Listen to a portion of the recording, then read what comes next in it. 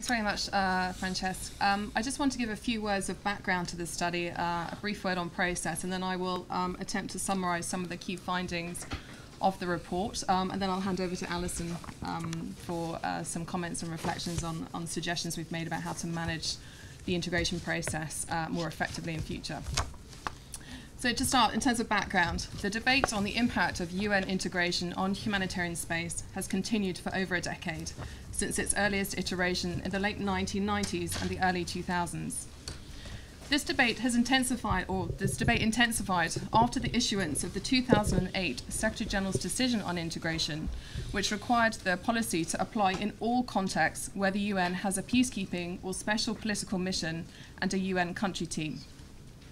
This decision was perhaps one of the clearest articulations of the policy. It specified that the main purpose of integration is to maximise the individual and collective impact of the UN's response in a particular context, concentrating on those activities required to consolidate peace.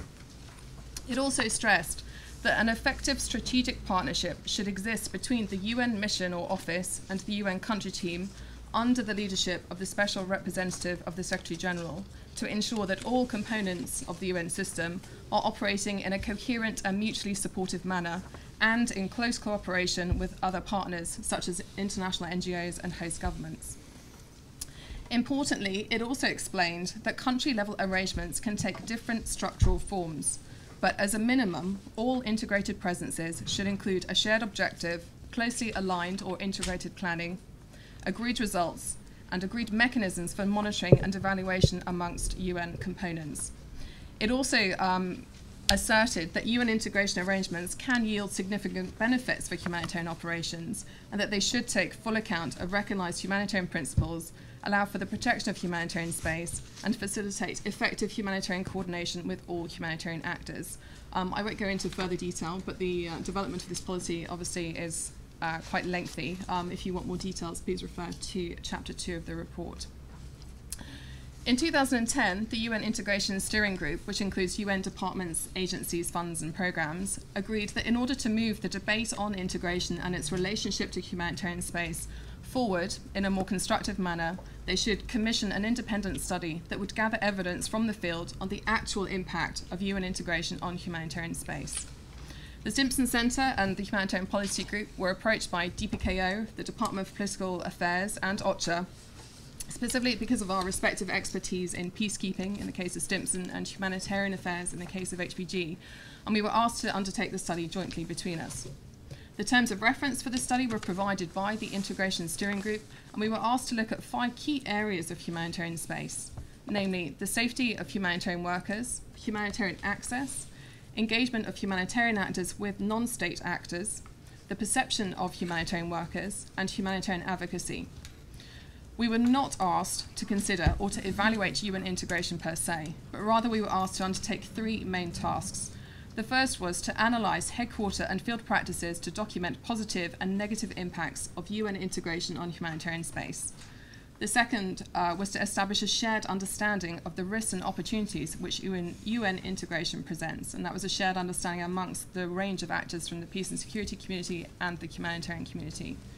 And then finally, we were also asked to make recommendations towards the better management of these risks and opportunities.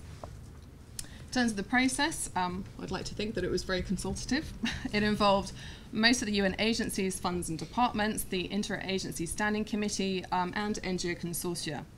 The 3 main case studies were selected in consultation with these partners, and they were given several opportunities to comment on the draft. And we very much would like to thank all of those partners for their contributions to the study.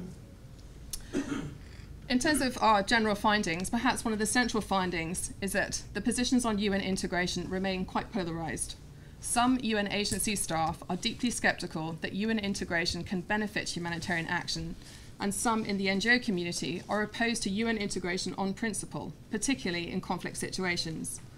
Many humanitarian staff tend to emphasise the most negative experiences, particularly Afghanistan and Somalia, and conversely, many in the UN political and peacekeeping community tend to emphasise the most positive experiences of integration in reference to, for example, the Democratic Republic of Congo or to Liberia.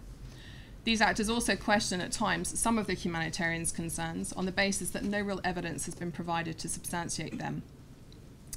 We found generally that there is a climate of mistrust between UN agencies or UN humanitarian actors and the lead departments, the Department for Peacekeeping Operations and the Department for Political Affairs,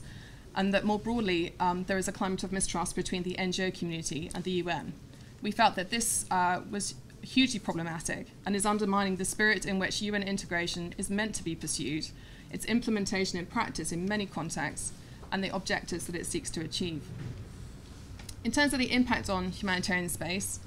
the evidence that we collected in this study indicates that there is both positive and negative impact of UN integration arrangements on the 5 areas of humanitarian space that we were asked to look into. The impact on UN humanitarian agencies is qualified in part by their status and their mandates. They are UN entities and cannot therefore be neutral and impartial and independent in the manner of the ICRC, even in non-integrated UN presences. For non-UN humanitarian actors, we found that the positive and negative impact is much less pronounced because they are not part of the UN system per se. We also found that impact is determined very much by context and is also related to the understanding of UN integration policy with respect to humanitarian space and how it is implemented in practice. We found that actually the primary risks to humanitarian space are contextual factors, such as the status of the conflict and its dynamics, the nature of armed actors, the behaviour of host and donor governments, or the characteristics of the humanitarian community itself, such as their own adherence to humanitarian principles in the course of their operations. Nonetheless, we did conclude quite strongly that the impact, both positive and negative, of UN integration arrangements on the ability of UN and non-UN humanitarian actors to operate in a principled manner should be comprehensively assessed in all contexts, and that the risks of certain structural arrangements to support strategic integration should be weighed in relation to the potential benefits to humanitarian operations. The first area we were asked to look at specifically, as I mentioned, was the security of humanitarian workers. In this respect, we found that to the extent that motivations for attacks can be determined, we were not able to find examples where there was a clear link between UN integration arrangements and attacks on humanitarian staff in the context that we looked at. However, certain highly visible UN integration arrangements may pose an additional risk to UN humanitarian staff in context of ongoing conflict, where the UN's political or peacekeeping mandate is contested by one or more of the belligerents, and where these actors can distinguish between different parts of the UN system. As a result, and also because of the broader trend of politicization of humanitarian assistance, many of the security analysts that we interviewed in this study agreed that in particular security environments, the association of humanitarian actors with political actors, including the UN system, should be considered as one of the risk factors affecting the security of humanitarian staff. In terms of humanitarian access, we documented a number of examples where UN integration arrangements, including the combined Deputy Special Representative of the Secretary General, Resident Coordinator and Humanitarian Coordinator role, that's the triple hat, and other integrated coordination mechanisms, had facilitated the use of mission civilian and military assets that were used to support increased humanitarian access. However, we also noted that access to these assets was not always consistent and it was not always appropriate, i.e. in relation to existing guidance on civil-military coordination and use of military assets. Many respondents, particularly humanitarian actors, also highlighted to us their concerns that the link between UN security management and UN integration arrangements has, in some cases, resulted in a more risk-averse approach to security arrangements, which have in turn restricted movement and access for UN humanitarian staff and some of their partners. However, the exact nature of this link is unclear, and we recommend further exploration of this issue. In terms of the engagement with non-state actors, or humanitarian engagement with non-state actors, we did not find evidence of official no-contact policies or a widespread practice of political interference in humanitarian engagement with non-state armed actors. We did document some examples where senior mission staff had sought to limit humanitarian engagement when this was not deemed by them to be politically expedient, and I refer you to some examples in the report that relate to Somalia and the Democratic Republic of Congo. There was an operational impact in the case in the Democratic Republic of Congo, but more broadly, these instances have undermined the relationship between UN political and peacekeeping actors and the humanitarian community in these contexts, and to some extent more broadly. We also, however, identified limited instances where UN mission staff had shared analysis or information with their humanitarian counterparts that had helped facilitate humanitarian engagement with non-state armed actors in particular circumstances. In terms of perceptions, it was not possible within the scope of this study to undertake comprehensive surveys of how humanitarian actors are perceived by national actors, whether non-state actors or local populations, and to what extent these perceptions might be influenced by UN integration arrangements. Whilst perceptions are extremely dynamic and surveys can only provide a snapshot in time, regular monitoring of perceptions should be undertaken with a view to informing, along with other analysis and information, risk mitigation strategies in relation to humanitarian space. Complementary advocacy efforts by special representatives of the Secretary General and the Triple Hat function, UN agencies and OCHA that were made feasible because of the integrated arrangements in place in particular contexts have been used effectively in a number of instances to reinforce humanitarian messages, particularly in relation to messaging on humanitarian access, as was the case in Darfur, and on the protection of civilians, as was the case to some extent in Afghanistan. There are also some positive examples where UN integration has supported the humanitarian voice inside the UN integrated presence. And again, I refer you here to some of the examples we discussed in the report that relate to the Democratic Republic of Congo.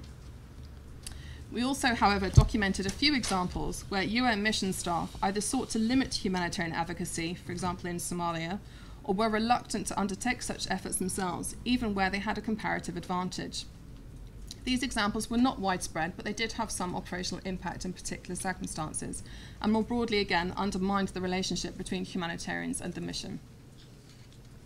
Finally, one of the key issues we wanted to highlight throughout the report and in our dissemination of our findings is around coordination, humanitarian coordination. We found throughout the course of the study that the relationship between many in the NGO community and the UN system at large has been undermined by objections to the concept of integration on principle, by a lack of understanding of the policy, including its provisions relating to protection of humanitarian space, and by inconsistent compliance with this policy in practice. Certainly, we found that there has been insufficient constructive dialogue between NGOs and the UN system on these issues, and as a result, some NGOs in Afghanistan have already begun to withdraw from UN humanitarian coordination mechanisms, and some other NGOs in Somalia have threatened to do so there if certain or further structural arrangements are put in place in that context. Obviously, this could have very serious implications for UN agencies that rely largely on NGO partners for delivery in many contexts, but it may also undermine the humanitarian reform process more generally, which is sought effectively to strengthen partnerships and coordination within the humanitarian community. And I will hand over to Alison.